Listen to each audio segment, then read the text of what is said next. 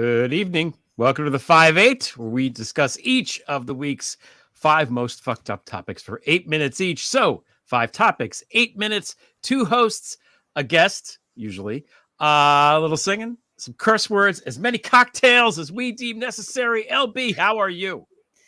Well, vive la France. Vive la France. I'm doing really well. It's also the Silent One's birthday. Might make an appearance in the after hours. Okay, so we're having an after hours then. Okay. We're having an after hours. That is his pool stick right there. Mm-hmm. He just beat the old man that had that pool stick right there. And then they left the table and went upstairs, and maybe we can get him back down. Yeah, I've played him. Happy birthday. I've played him in pool, and he's very good. He's not going to lose. He's very good. Smart money is on the silent one. On the silent one. Yeah, that's where the smart money is. What are you drinking? What do you got? A cocktail shaker there? I got a cocktail shaker sitting on my linens from Nice, and I went full French today. But this is a Manhattan. Hey, you've got the Manhattan. I got the Manhattan. Finally, we got it together. I am in New York, so I'm having a Manhattan. I love it. You know that I approve. I know. I believe those are cherries you might have brought here. I may have. I may have brought those cherries. Yeah. I'm having cognac because what I did right before the show, I have this new table where I can lock the liquor away. Yes. And I have a box of sort of, weird stuff that I just put in a box and duct taped up so the kids wouldn't get at it during quarantine, which is now, 3 years ago. And I opened it and I found this bottle of apparently very good cognac because It's French. We're trying to French theme. And I'm also having it neat because this show, my friends, is the 5-8 neat.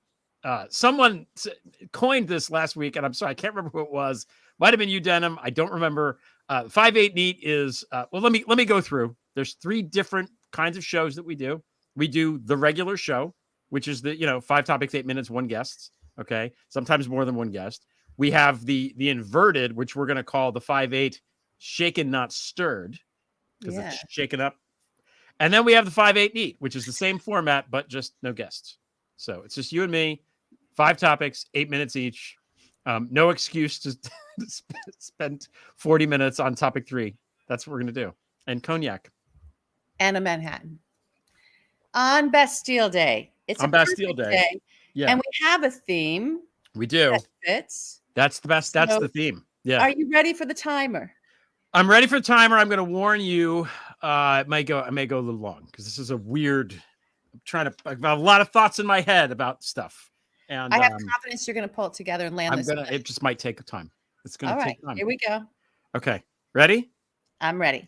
Okay. It's Bastille Day. So, it's the French Revolution. And I've been thinking about the French Revolution because I read a very good book about it, which is behind me on the bookshelf there years ago.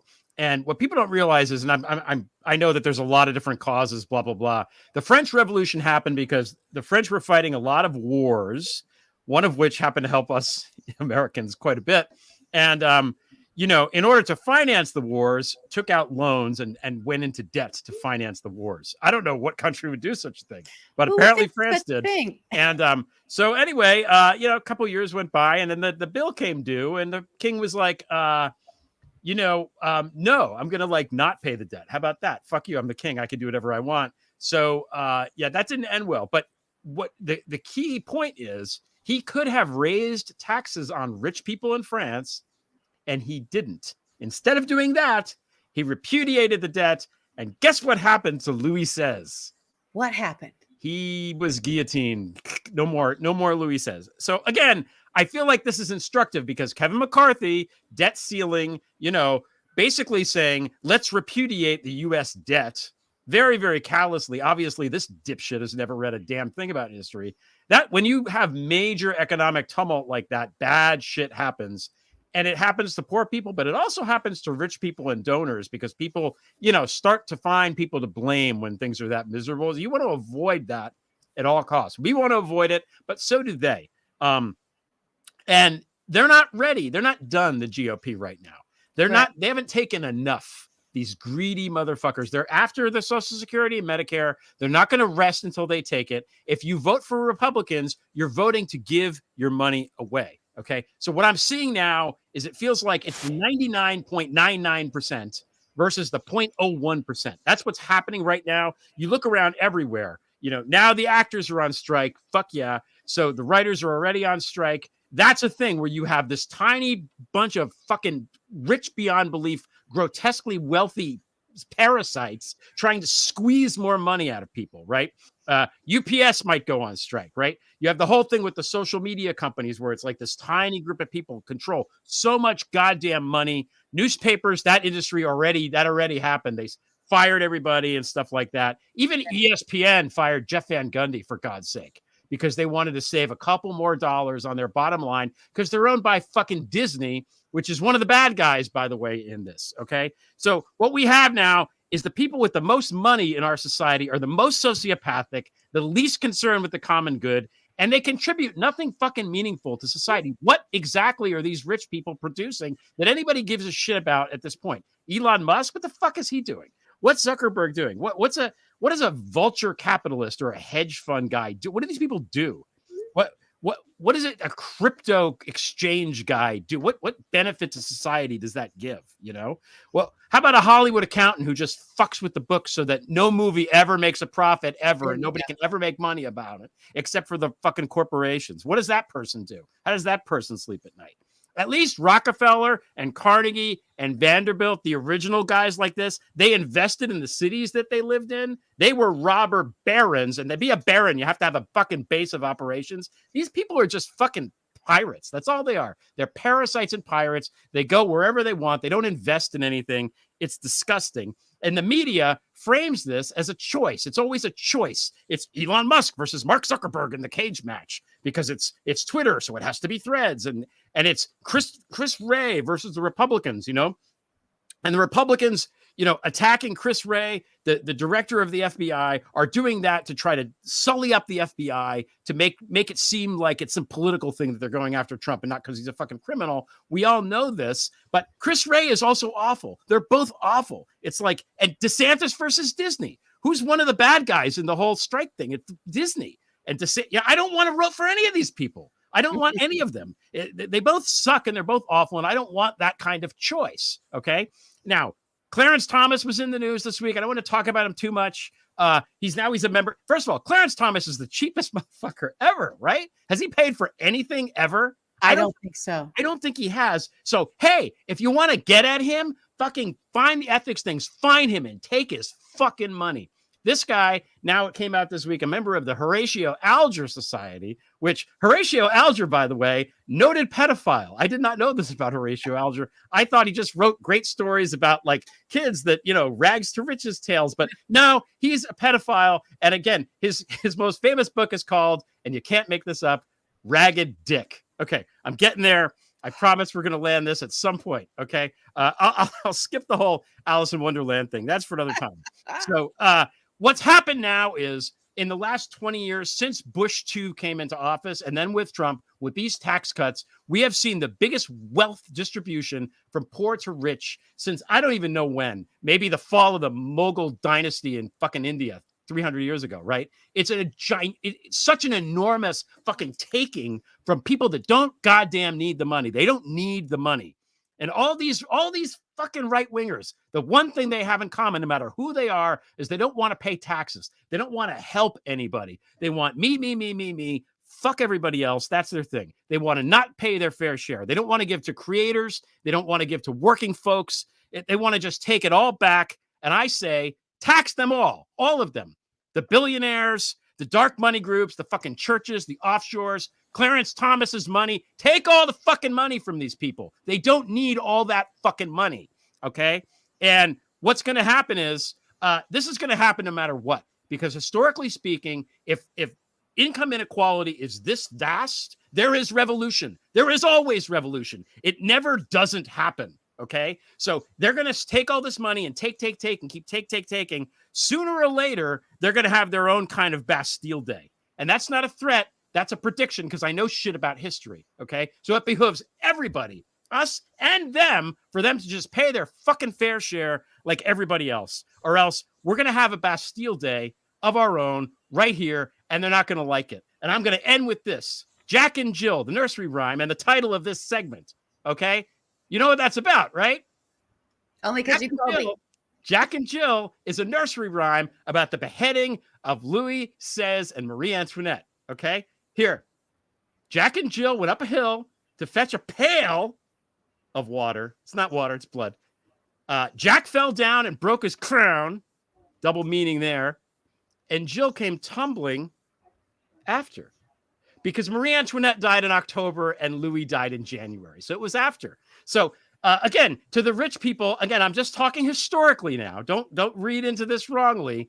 What happened was they hated the rich fucking assholes so much that they beheaded them, and then they taught their kids to have fun with the nursery rhyme about their gruesome deaths.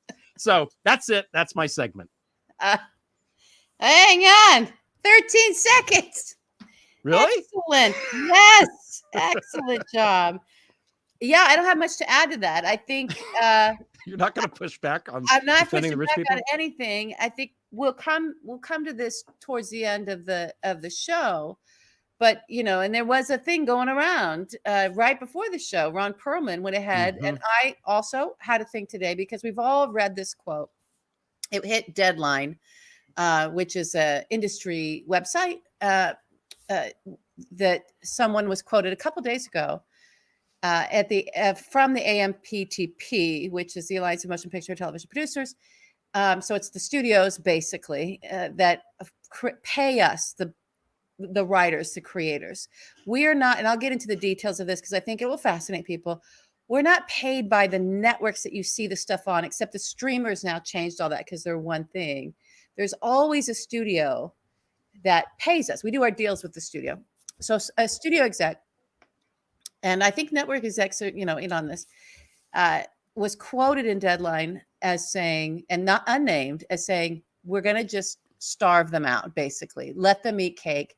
When they start losing their houses, meaning the writers, then, you know, this will all end really quickly. So the plan is to just hold on until everybody loses their homes. And went on the records. And then, of course, there was a big uproar of like, oh my God, we can't be on the record saying that. And that's not what we don't think that. But yes, you do. So Ron Perlman came out and made this sort of thing of like just before. It was very much like yours, except he didn't do the caveats of like, yeah, there's a lot of ways to lose a house. And we know who it is that said this. And there's a lot of ways you can lose your house. I know a lot of ways people lose their houses. And he wasn't threatening. It's just, you know, you will lose. You can't win this game to hoard all the wealth, hoard all the power, and treat everybody that generated that wealth for you to hoard as indentured servants. Yeah. It doesn't work. You know, if we weren't smart enough to know that we're not going to stand for that, we wouldn't be the people creating all the content that you're profiting off of so greatly. We don't create shit content. We create content that you make billions of dollars off of. So maybe we know a thing or two about the way the world works and fairness and, you know, equity, and have some morals in the skin of this game. Since we write about all those things, maybe we know about those things.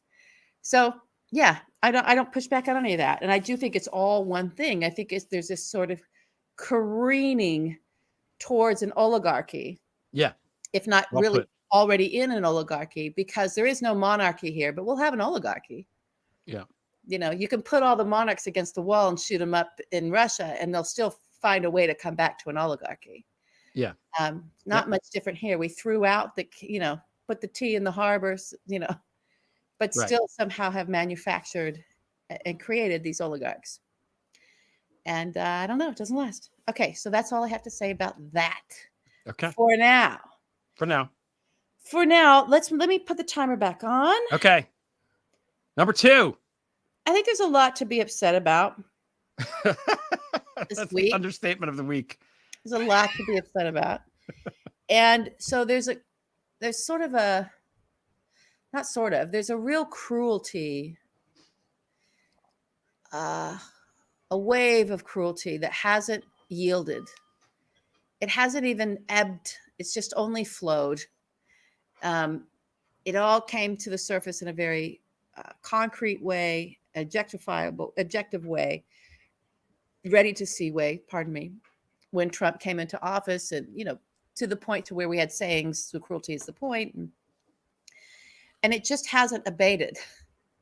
It's sort of morphed and mutated and had different tentacles to it. So it's not just so focused on, people of color and migrants. It's now, it's gone on to women, and it's really rolling. And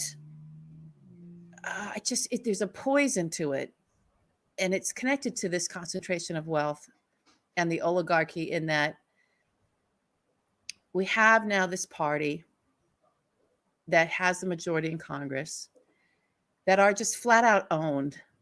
And they're owned by our own American oligarchs, like the Harlan Crows of the world and the Kochs, and they've kind of always been there. But also this dark money. So we don't know where some of this stuff comes by. Many appear to be straight up owned by hostile foreign powers, intelligence services, and the like. I don't know what to make of this guy, Tuberville. I really don't. To me, came out of nowhere, and took, a good seat that was a Dem seat. And it's like one of these coaches, where we're supposed to go rah for the coach, and everybody. And I just feel like those guys are targets and get dirtied up real quick, because locally they're beloved and revered and held up in esteem, especially in like the southern states, or states where you have Big Ten sports teams, and where sports is all you've got. And culturally, if you're a sports fan, you're into team. We're our team, and we hate those guys, and we're for our guys. And it's a good mental landscape preparation for real radicalization. So it doesn't surprise me it comes out of that mix and that crossover. And it doesn't surprise me that he's the guy that led the tours of the Capitol for I think it was the Oath Keepers, right? Was it? No, I don't know if that was Loudermilk. I don't think it was him. Loudermilk? Tuberville wasn't in there doing that? I don't think so. Yeah. I don't know. Tuberville was the guy that Giuliani called on the phone, or tried to get a hold of. That's right. He's the one that got called on the phone. He's definitely insurrection involved. He's adjacent. He's or flat out in there with let's, hold up the process. So, he's in there with Chip Roy and these other real radicals, holding up now or just actually warping and distorting the annual defense policy bill. So this is a bill that's just, for the military, about the military, abiding by the principles of the military and what the leaders of the military communicate through the Pentagon that they need in order for us to keep having the best in class military in the world, right? And these men and women that are leaders, they know what they're doing. They know what they need. They know what works. They know how to build community. They know how to keep our troops safe and provide the kinds of services that are necessary for troop readiness and deployment and general sort of state of welfare, having it be the well-being of all of their members who are there to protect and serve, right? This is what it's all about. So they got these Congress critters got in there, these GOP Congress critters who we don't know who they're beholden to, really, truly beholden to, and started ripping up this annual defense policy bill. It kind of seems like it started with this. There was a pay raise that was coming with it, and the Democrats were supporting the pay raise. So we're talking about, again, the same thing, giving the military more money, everybody getting sort of a standard pay raise. But because it was supported by Democrats, the Republicans decided we're not for that. So it started here. This is like the baseline. No, we're not giving our own troops more money. And now that we have this bill in front of us, let's start tearing it up and use it as for our culture wars and blame it on the wokeness culture war of the Biden administration. But yet all of the things that they attacked are things that have been in there, I think some of them since Bush, it's like, has nothing to do with Biden. So the big thing for me is that they're doing away with reproductive health care services and abortion services for military members. So if you're deployed somewhere and you're a female service member and you are raped, you cannot get an abortion. You cannot get the funds to fly home, even if you're from a state and home based in a state where abortion is legal. No, they're taking it out. So that, to me, the communication, everyone's sort of an uproar about this, and it's all this sort of like, and Tuberville's at the forefront of that. That's why he was blocking the military nominations. It was all over reproductive rights for troops. To me, we don't want women in the military. Yeah. That's what that's about. It's about getting us out of the military. They don't, and that's about, in my opinion, men like these GOPers not wanting to listen to women. They don't want to take orders from us. They don't want to collaborate with us. They don't want to work alongside us. They don't want to give us orders and have us work for them, but yet have there be constraints on whether they're going to assault us or not, or harass us or not. This is about women are property. They're not, these men do not want to listen to women. Just hearing our voice sends them into the stratosphere. That's what it's about to me. So here's the way to get women out.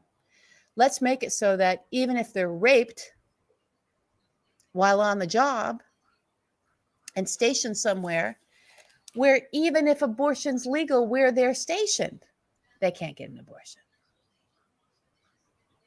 Who's gonna sign up for that job? Yeah. Yeah. So they want us out. They want a military that's in the Wagner mercenary vein. They want to be able to rape and pillage and not have anybody monitoring them or calling them to task. I also see that. Anytime you get only a group of men together and you say women aren't allowed in here, bad shit goes down. I'm sorry. It just does. Well, I mean, you're only saying that because of thousands of years of recorded history, though. Yeah. What does history know? They're also want to bar trans health services. That was in place during Trump. Yeah. And I remember quite vividly, Trump being, because someone got in his ear and what does he care, right? And Millie like, no, we're protecting our troops. And so we're going to have healthcare services available for all of our military members. We value them all. So they're blaming that on Biden. Has nothing to do with Biden. And then eliminate the diversity office at the Pentagon, along with all personnel. And it's not just diversity, it's equity and inclusion office. Mm-hmm. So you better not be Black. You better not be Hispanic. Because if you go in there and you're going to say, look, I just had somebody use a racial slur, or I'm being discriminated against, or something's happened, being harassed based on my race, or even my religion, or my gender, right? In the military, there is no oversight for that. There's nowhere to go with your complaint. Yeah. You get no justice, you get no services, no one has your back. You're in the military and no one in our own military has your back. That's what they're doing. It's cruel. It's cruel, and it will beget cruelty. It will turn our military into exactly what Vladimir Putin for years has been saying the U.S. military is. Remember Trump in the interview when he was just a nominee? I think it was Bill O'Reilly. And he's like, Putin's a murderer. And he's like, you think we don't do bad things? That's a Kremlin talking point. Remember Suckers and Losers? That's a Kremlin talking point. Degrading our military is the greatest gift you can give to the likes of Vladimir Putin and Xi Jinping. This is it. Yeah. And they're doing it. I'm outraged by it. I don't know how we come back from that. I don't know how we come back if they get their way on this. I mean, from a diversity perspective, the diversity of the United States is our strength. So they're trying to eliminate that. And I don't think like an incel army of like white dudes is going to, you know, cut the mustard here. I think that if the goal is to look like Russia's army, we're going to, an army like that is going to look like Russia's army. If you catch my drift, they're going to get the shit kicked out of them. So these guys will have tiki torches though. Yeah. Right? Well, that's good for them. That's what we'll have. Yeah. It's really, it's from a military standpoint, it's stupid. And I think all the military, like the generals and stuff, know that. And, you know, there's been a lot of pushback. They're not getting appointed. They're not even, they can't even get in there. And they're having to like quit or just leave. Yeah. This is really putting our national security. It's unreal. And I think that the Democrats should run on this. I think we need to become the party of national security. Yeah. I mean, Tuberville is, you know, he's single-handedly holding this shit up. And just to circle back on that, I'm not a college football guy at all. So I didn't know who this guy was really, but he started his career coaching really at Ole Miss, which is in Mississippi. And the team is literally called the Rebels. And when he got there, they used to wave Confederate flags in the stadium because that's kind of what they did, you know, as a thing. And he was part of a movement to stop that policy, not because he disagreed with it, because he's a proud white nationalist, as he said. Yes, he has. He has said on CNN. Yeah, he said it numerous times. So he's fine with the racism, but he's not fine with going to recruit black players and saying, hey, by the way, we have this horrible, you know, slavery sign. Come play here. He knew that it would be bad for recruitment if they continued to do that. So he was completely cynical about the reasons why. And then he's also one of these fucking coaches that's like a lying sack of shit. Like he said at Ole Miss, they're going to have to carry me out of here in a pine box. And then a week later, he took the job at Auburn. You know, did okay at Auburn. He starts to peter out at every stop. Like his, you know, he was okay for a while, and then everything, you know, kind of passed him by strategically as a coach. And he's one of these guys who was literally like when he was working at Auburn, he was trying to recruit somebody to go there, got up from the dinner table and just left because he became the coach of some other school. So he's basically, he's a prostitute. He'll just go wherever the money is. He has no loyalty, and he's a fucking rebel. I mean, that's it, you know. He's a Confederate. That's who this guy is. And again, Giuliani called him during the fucking insurrection. Okay. Yeah. I don't know how many more dots we need here to connect. There's no more dot. This is like one of those Wheel of Fortune things where there's one vowel missing. You know, I'd like to solve the fucking puzzle here. Even his own brother is on saying that, you know, the guy's an awful asshole, and many of the players who played for him. So he is a complete piece of shit traitor. He's a traitor who's keeping everyone in this country less safe. That's who this fucking asshole is. These are the worst men in bed, by the way. So I'm just the worst. There might be a prescription for that. There might be a prescription medication he could take, but he probably refuses to take. Oh, you know, it's funny that you mentioned that because actually he can't mix the two apparently. Okay. You know, we have a sponsor. I don't know if you do. Oh, that's right. We have a sponsor. Yeah, we have a sponsor this week. It's very fun. So let's throw it to our sponsor. And now a word from our sponsor. You're old school GOP, a fiscal conservative who supports a strong U.S. military, lower taxes, and the separation of church and state. You don't like the QAnon crazies and MAGA insurrectionists who now make up the base of the party. But you have to appeal to them because you're a Republican member of Congress running in 2024. How do you sleep at night knowing you've made life less safe for pregnant women, the trans community, and anyone near a lunatic with an assault rifle? Hi, I'm Nikki Haley. I know exactly how you feel. I feel that way too every single day. And that's why my doctor prescribed Cruzac. After just 4 days on Cruzac, I don't feel anything anymore. Nothing bothers me. I say whatever I want and don't think twice about the larger repercussions. It's pure bliss. Ask your doctor if Cruzac is right for you or visit our website at www.cruzac.ru.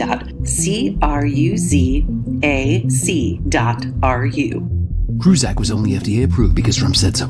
Possible side effects include diarrhea, hives, and criminal indictment. Do not mix Cruzac with alcohol, cough syrup, ketamine, or Viagra. If Cruzac doesn't work, try our similar products, Linzadone, Elastefanix, and Jim Jordastatin. Cruzac, Because feeling nothing is better than feeling bad. And now back to your regularly scheduled program. Ah. Oh my God, Chunk for the win. And shout out to my wife, Stephanie, for doing the voice there. Does anybody even know what Nikki Haley sounds like? No. She sounds nice. Yeah. I'm sure. Yeah. All right. She's like, don't ask me about Khashoggi, please. Yeah, that's it. Exactly. Mm-hmm. Yeah. All right. All right, moving on. Again, 5/8 neat, meaning no guest, but the same show.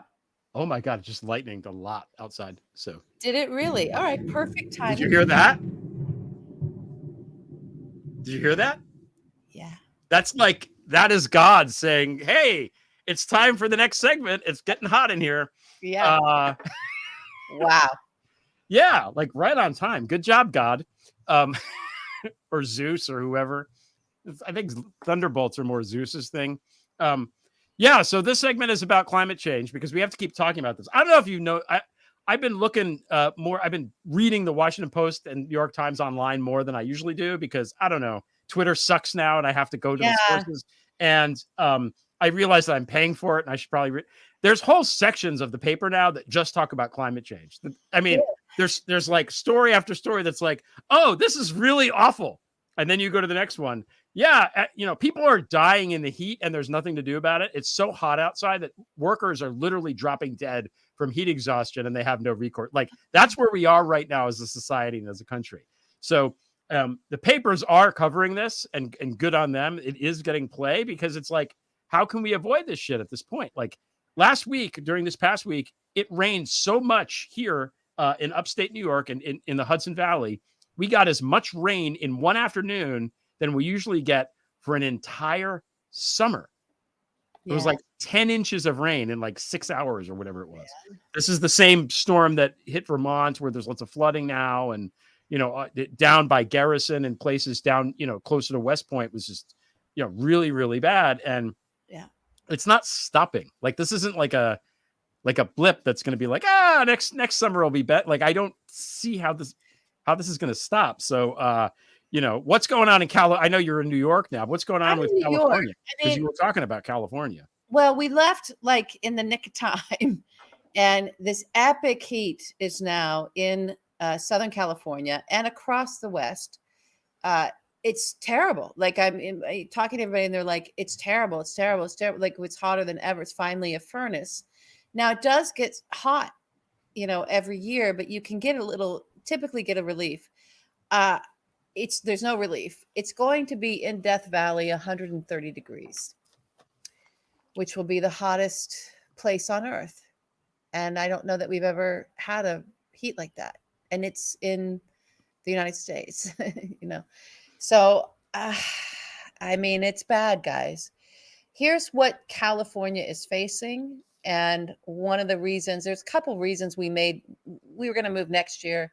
We moved it up because the strike was happening and it was like, let's do what we can to take advantage of this work stoppage. Go ahead and move now because it'll be crazy when the work starts again.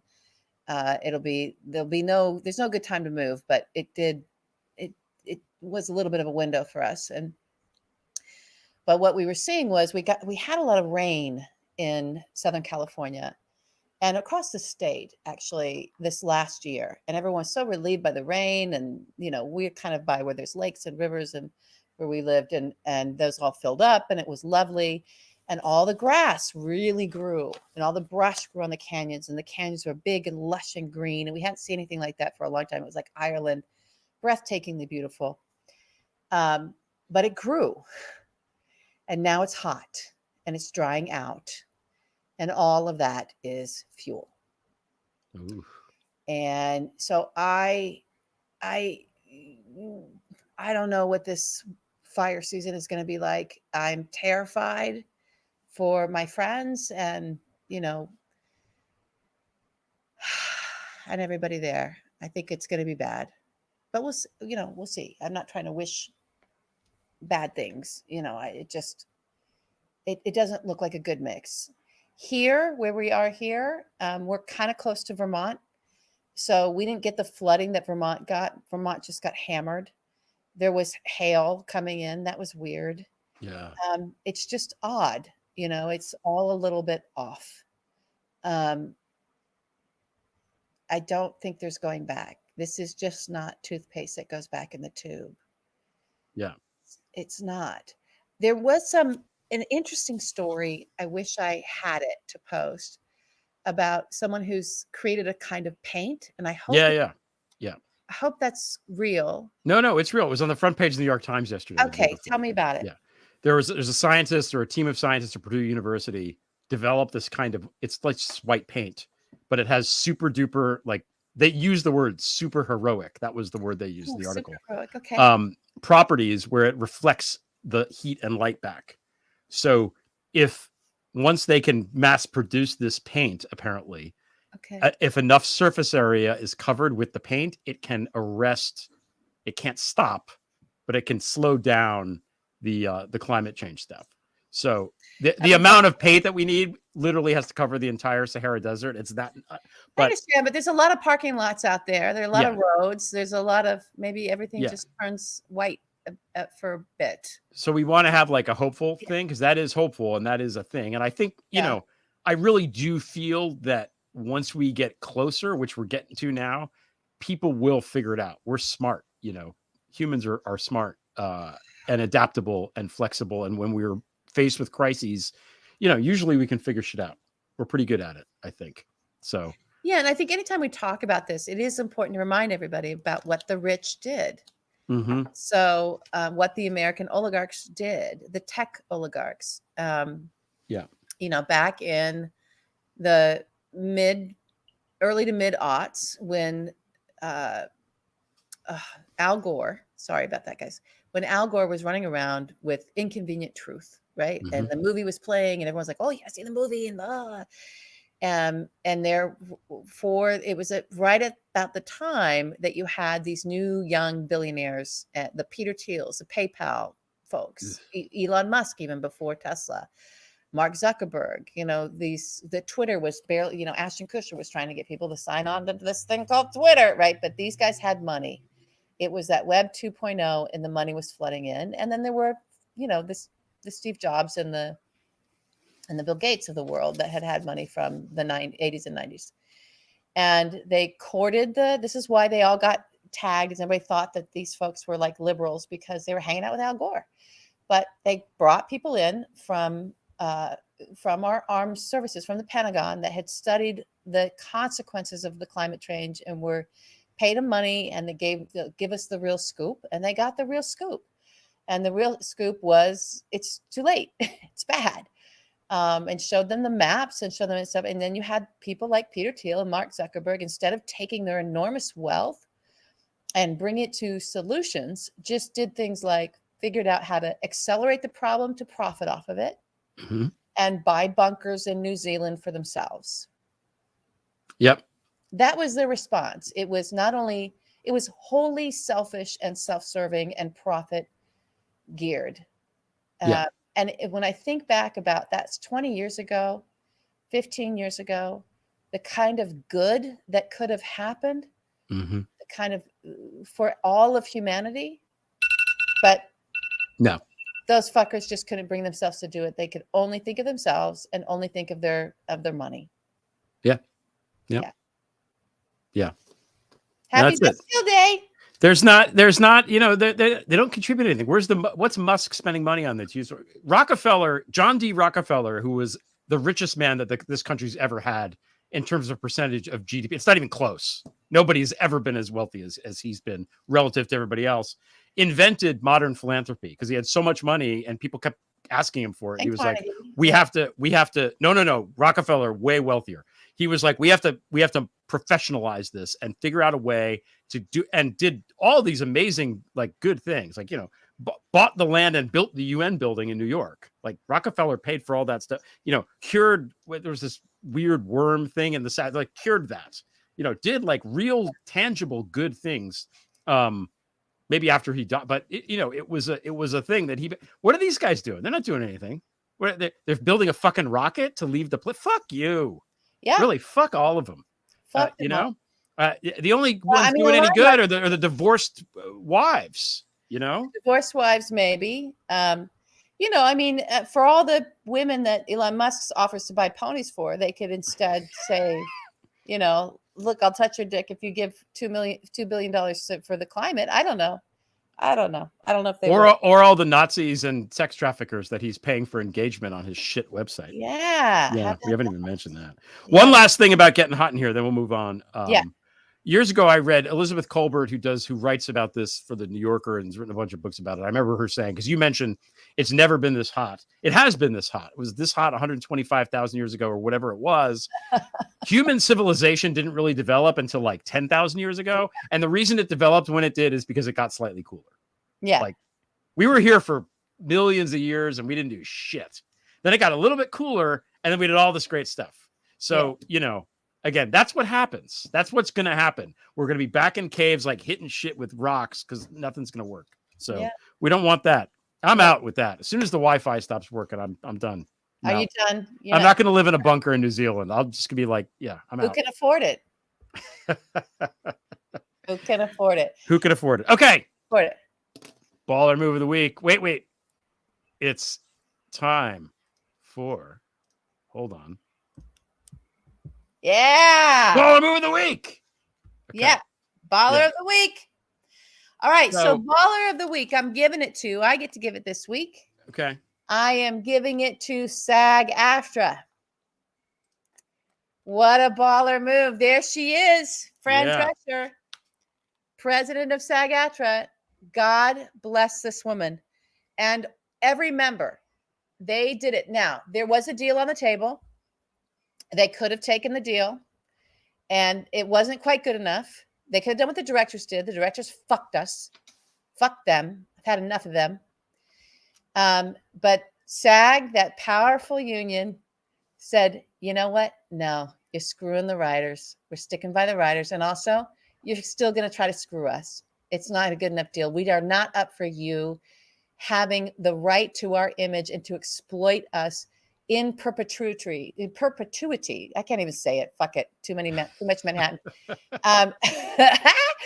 Right? Without our consent or without paying us. So, yeah. Oh God, I love it. I love it so much. It nearly brought me to tears. I can't tell you how. You know, look, I'm okay. You know, my family's okay. I'm okay. I'll get right back to work when this strike is over. I was there on the picket lines. I'm still doing everything what I can on Twitter when I decide and using my social media. I'm still communicating with my guild. I'll make it down to New York City and we'll go ahead. Oh, I'm not on the screen. That's not what I wanted to do. What do you want to do here? I want to see you more. I want to see you more. Okay. We'll go to go to New York City, and do my thing in the city. So I'm still there, right, as a big part of this, and I'm going to be okay. And still, I'm so grateful for these actors. I can't even tell you. Yeah. It's going to make me cry. Just so grateful. It's so lonely as a writer. You're so alone all the time. Even though you have your guild, you're just alone. You're alone fighting for every job, right? You're alone negotiating your deal. Once you get the job, you're fighting to get a decent, get your quote honored and maybe even a bump and get decent anything, right? It's always this fight. And now it's like they stop paying us, and it's like, you can't stop paying us. We need to, and you want to just, have a robot write scripts, and it's just a fight. It's a fight. And we just never have anyone having our back. And for the actors to come out and do this, and to even just like leave the deal on the table and say, fuck you, we're doing this because you're greedy fucks. Yeah. And you don't deserve what you are trying to take away from all creators. You don't deserve it, from the writers to the actors. It's not okay. Yeah. Yeah, it's good. It's good. It's good stuff. It's It's good really stuff. good stuff. Yeah. And now the A-listers are coming out and we needed them. There was a little bit where I'm like, well, God, are we going to get any of the A-listers talking about this? Because, we do have some scabs. I'm sorry. We do have folks that are not honoring. Wait, you mean A-listers like James Caraviziel? Is he an A-lister? He's He's not. headlining that movie. I don't Is even know how he? to say his name. Nobody knows Is how to say he? his name. No. Is he in SAG? Because if he is, he's going to have to stop doing publicity for this fucking awful movie. Of course he is. Yeah. I wonder if he's yeah, going to. and they're Will really- Will God tell him to break the picket line to promote his fucking don't garbage care. movie? I don't Yeah. care. I don't know. Fran Just- Drescher is really and the SAG leadership is really saying like we're gonna like they're really pulling. You read the thing about was it you or our friend about Chris Nolan and the Oppenheimer? Like, yeah. They were walked promoting out of the that premiere. Yeah. They walked out because they're like, we can't promote. We're on strike. I'm sorry. And so all of that, talk about Chris Nolan. He was the one that had that Catwoman line. You think you can just be rich like this and we're coming for you.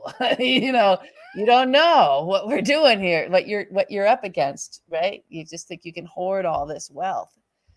That's not the way it works. So yeah, we got support there. It's just Can I ask a question? Because I have a question ask about me everything. this. I'm going to tell you now who all the bad somebody guys from are. I'm not as involved with this, obviously, Right. as you are. Right. You're a novelist. I don't know. I know a little bit about that. I used to be. I'm a lapsed novelist.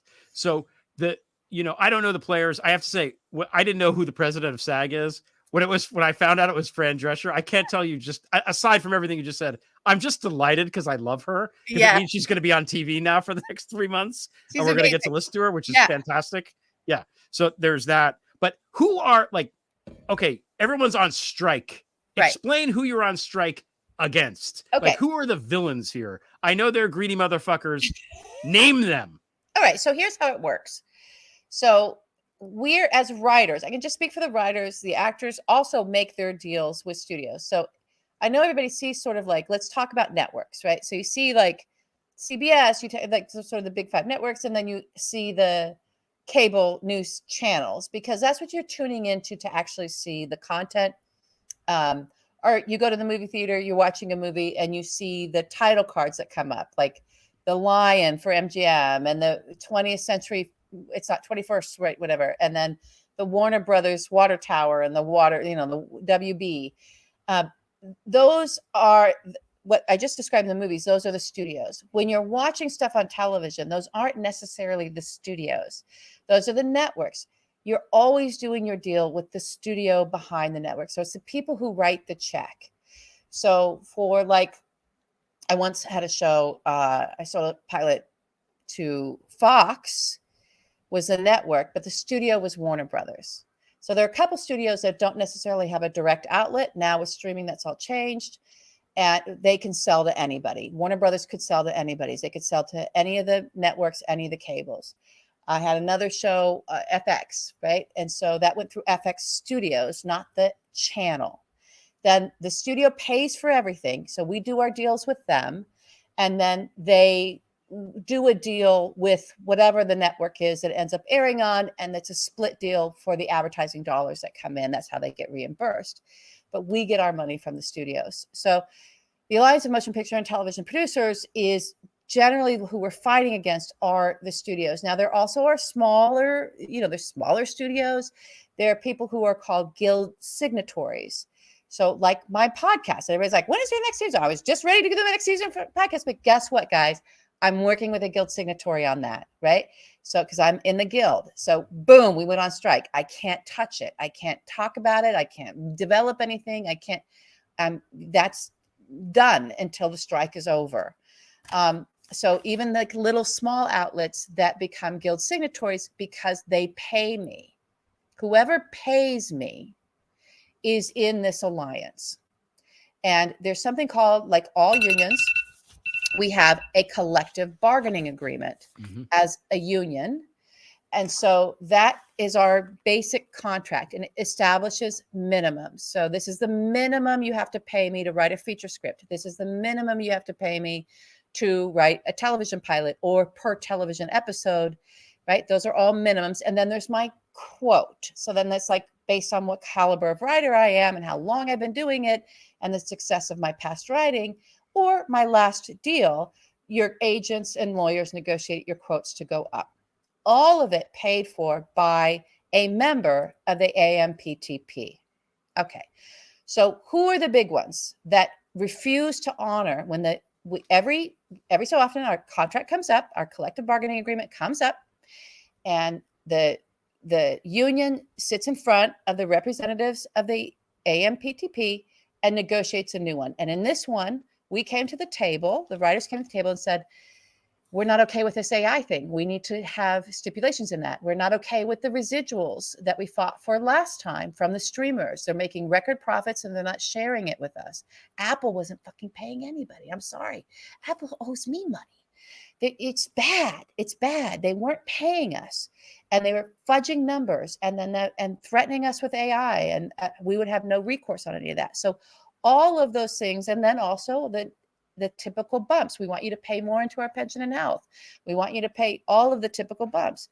Our minimum, our guild minimum payment, right? So you can't pay any writer less. There are writers that get paid a lot more than the minimum, but you can't pay less than this. You know, if it's a television pilot, you can't pay less than this if it's a feature script. This is the basics of the agreement, and they turn their backs on us. They turn their backs on us. They wouldn't give us basics, and they wouldn't give us anything on the new stuff. So same for SAG, except they did come to the table with SAG. The directors, they put very nice deal in front of the directors. The directors took it. They didn't have to. They could have had our backs. They fucked us. But SAG did not. And so now for the first time in 60 years, the writers and the actors are striking together. And it's wonderful. I mean, what happened last time? To be able to have working wages. What came out of it last time? Do you know? I got to look at that, Greg. I'm not quite sure. It could have been residual payments, but I don't know. But I mean creatively, like what happened after the fact is what I'm getting at. Like I don't know. Yeah, I have to look at that. I need to look at the history of all that. We'll figure it out from next time, because I think I'm going to give you guys the bad guys. So here, I want the villains. All right. So Bob Iger at Disney. We're going to start with this guy. Now, the last time that Bob Iger, I don't know what his salary is. He seems to have taken less salary, and he's at the most profitable studio that owns everything, and they have parks and but the last time in his contract it was, and he's got a new one now. I don't know what it is now, but last time it was $27 million a year. Okay. Then there's David Zaslav, who's new at Warner Brothers. All right. And so when you look at Max and all of that, these streamers are the ones that are really fucking us this time, by the way, guys. The streamers are the ones. He made $39.3 million in 2022 for his salary. Okay. That's about 39 point something million more than I made. So, and for all of our researchers, open source researchers here, I encourage you to go look up this guy. Go look him up and dig up some stuff and start posting it. You'll enjoy that. Then we have Jen Psaki, who I personally like, and she is at the head of Amazon. I don't want to. She's great. I don't think she's the one that gave that quote. I know she's not. But she's sitting on, when she got her job in 2018 at the head of Amazon Studios, 2018, 5 years ago, her annual budget for developing Amazon content, television and film for streaming was $4.5 billion 5 years ago. And we all know how much profit Amazon has made since then, especially during the pandemic. Record money. I don't know what her budget is now. It's got to be through the fucking roof. She can spend a little bit more on the people who write all the content. She could. What's her name? What's her last name? Jen Psaki, Salke. And I bet she's probably trying to. I'm going to believe in you, Jen. You're a good woman. I know it. I like her. Come on, Jen. I don't think you're one of the baddies, but the streaming is. Come on. Get those men in line. And then the evil villain of all evil villains, I'm saying this, I don't care. He could chop my head off. It might be my head that's rolling down the hill. I might be Jill. I don't know. The one that's really fucking and held things up in the beginning, and it's just been just terrible about all this, is Ted Sarandos at Netflix. His salary in 2022 was $50.3 million a year. And these are the people that have the audacity to say, we're just going to keep holding out until they all lose their houses. Can you buy a nice house if you make that much money? Is it hard to get a mortgage if you make $50 million a year? Yeah. Or do you have to? Mm. Yeah. I don't know. Those are bad guys. Thank you for clarifying that, because I feel like we do need to know. I feel like for me personally, I want to know who to sort of focus on. So they're all like Tim Robbins in The Player, then basically. Exactly. I mean, I can't believe you just said that. I was going to bring that up. I had that at the end of the movie, not the end of the movie, yeah. where he just kills the writer, and it's the wrong writer, but it doesn't matter. He gets the promotion and he moves on, and now he's the head of the studio. Yeah. Perfect. It's a perfect Yeah. ending. Traffic was a bitch. Okay. Thank you for that. Great on the actors for striking. Yeah. Stick it to the man. Eat the Yay! Bastille Day. Okay. Announcements. Do we have any announcements? No. We're going to do it after hours, because we're cruising along here. This is going to be one of our shortest shows, I think. I can't even believe it. I love it. Well, we know how to keep to 8 minutes. Oh, I guess. And we've gone over. Those segments. We got one segment left. Do you have an announcement? I just want to say thank you to everybody for joining and signing up, and we appreciate the support. And again, I've been very bad about the stickers for new members, so please write me and let me know if stickers are needed. I will happily send them to you. Stick one right. Oh yeah, we need a little 5/8 sticker. 5/8 sticker. We appreciate everything. Again, we're going to podcast this now. Audio podcast is now available. You can get that wherever you get podcasts. And so I think those are the announcements. I had a fun show. I had a fun Prevail today. Tom Kemp, who wrote this great book about containing big tech, was on, and he's wonderful. He's going to come on the 5/8 back, after the book comes out, and he's great. I had a lot of fun with him. That'll be a good one. So keep an eye out for that. That's it. I think that's all I've got in terms of announcements. I think. Yeah. All right. So let's roll into our last segment here. Okay. What is the last segment? We have to wait for the scroll to get to it so everyone can see. You say it. Image Orthicon. You know what that means? Unpack it. Okay. So when the Emmy Awards they were called the Image Orthicon as some kind of gizmo that they used to do the thing, to make the TV shows. And it was called an Emmy, like IMM for Emmy, and then it became Emmy because I guess they were doing that North Atlantic accent. I've won the Emmy for blah, blah, blah. On the Emmy. So so we thought we would end the show. It's not a bird. We thought we would end the show on an up note. The Emmy nominations came out this week. So, now I don't know what they are. And I purposely did not look because I knew we wanted to do the segment, because I missed it because it was busy here. So okay. This is going to be a surprise to me. You're going to get a genuine reaction. All right, let's hear it. Okay. I want to hear I'm not reading all the nominees. I'm just talking about people that I want to win. That's what I was going to to do. Yeah. All right. Well, give me some of the nominees. Well, everybody from Succession, everybody from White Lotus, pretty much. Everybody, the Ted Lasso people that you didn't watch, and there's other things. All right. So let's go back. Is there? But go ahead. Who in Succession? I want to go through the Succession. I think pretty much everybody. But in what categories? You're gonna make me look on my phone. Yes. Aren't you prepared for this show? We gotta even. I am not. We got some prep notes to be super prepared and tight. Okay, I know. The prep note said at the beginning. It didn't say. All right. Well, this is the end. It didn't say at the end. Let's not peter out like Tommy Tuberville. I'm sorry. I have to leave. I'm being offered a job in Cincinnati. Let's get a little satisfaction out of our hour together. Come on. Okay. Best drama series.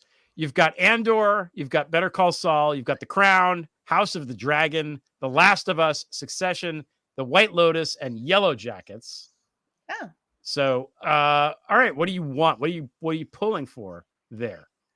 That's the question. I think Succession. I'm sorry. Yeah.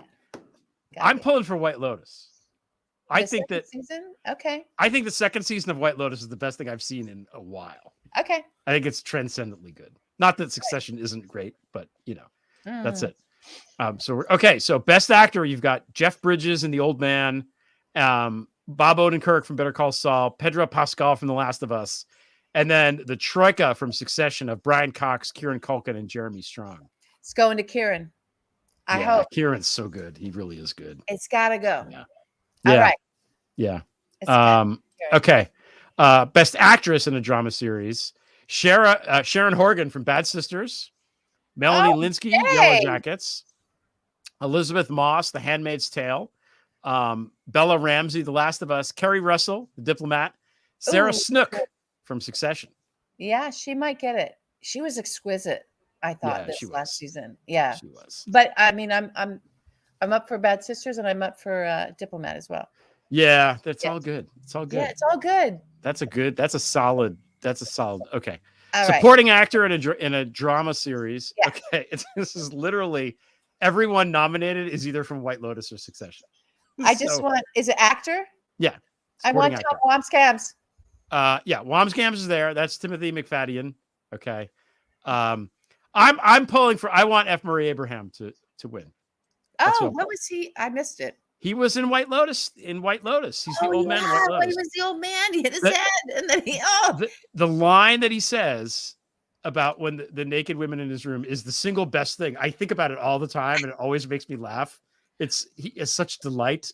He was great in that. Let's go out on that line. Don't give it away. I'm not going to give it away. Okay, that's good. That'll be our parting. Best supporting actress in a drama series. It's a little more mixed up here. We got Jennifer Coolidge from White Lotus, Megan Fahey from White Lotus, and Aubrey Plaza from White Lotus, and Simona Tabasco from White Lotus. Oh, they were. And Sabrina and Peccatori from White Lotus. Like literally everyone in White Lotus. Yay.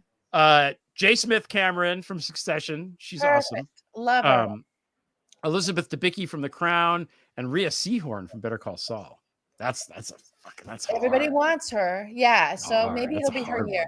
That's a hard one. That's a hard category. My gosh, those actors really, they brought it. I say all of this, but if Aubrey Plaza doesn't win, I'd be really, really mad. Okay. Yeah. Okay. She was they were all incredible. She was. That's it. We're just trying to root for people here. That's all. We're just rooting for people. All right, everybody. So maybe I think that's enough. That's enough. That's enough. I don't know when it is. January. Who knows when the hell that is? I never know when these things are until the day of. Someone reminds me. But maybe we'll do a little pool or something. Okay. I think we should do a 5/8 Emmy pool. Yeah. Yeah. Cool. I'm also rooting for Lorraine Scafaria to win for directing for Succession. Yeah. Oh yeah, good. Yeah, because that's Vince Scafaria's sister, my friend. Oh, yeah. I didn't know that. Keep it in the family, man. Okay, so what we're gonna do is it is now 9:06. How much time do you need? Like 10 minutes, 15? Yeah. Like 9:20. I gotta get these guys down here. Let me see if I can convince them to be in the background. I think that would be great. So, okay, listen, I did not know we were doing an after hours, so I did not prepare a link for the after hours. Oh, that's right. It's okay. I'm going to tweet the link. I'm going to put it in the community page, and it's just going to be, I'll make it private after, so it'll just be there. It'll just be on the YouTube page. Click on it and come on in. Go to the YouTube page, everybody. You're on it. Yeah. It's not going to be there yet because I haven't created it yet. But just hang on a little bit. It will be there. Yeah. It will True be Claire, there. yes. Set your notifications. Thank you. Set your notifications. That's what we're going to do. So we're going to go out on the line. Do you have anything else to say before we? I don't. I love this hour. I want us to stay. We got to stay alert and attuned to the cruelty that continues. Yeah. And I keep calling it out. It's not okay. It's not okay. It's not okay. It's not okay. Yeah. Okay. This is the line we're going out on. So again, I'm sorry if this is spoiling anything. So there's some young ladies who were doing stuff for money at White Lotus, and they go to F. Murray Abraham, who's the father of Michael Imperioli, and they have the key to his room. So they go up there and they shower and they're changing. And he walks in when they're there. And they're like, oh, sorry. And they just walk out. And it's like this kind of clumsy thing. And then later at dinner, he's sort of ruminating, talking about getting old and how he's this. And somebody says, I might never see a naked woman again. And then he goes, I saw a naked woman today in my room. And the son says, well, why were there naked women in your room? And he goes, I have no idea, but it was a wonderful surprise. And that was it. He just didn't even fucking care. He just was so happy. There was so much joy and delight that he wasn't even curious why they were there. He didn't give a shit, which is great. I loved it so much. I really, really loved that show. Okay. We'll see everybody in 12 minutes or thereabouts. Thank you for watching. Have a great weekend. Happy Bastille Day. Eat the rich. Yeah.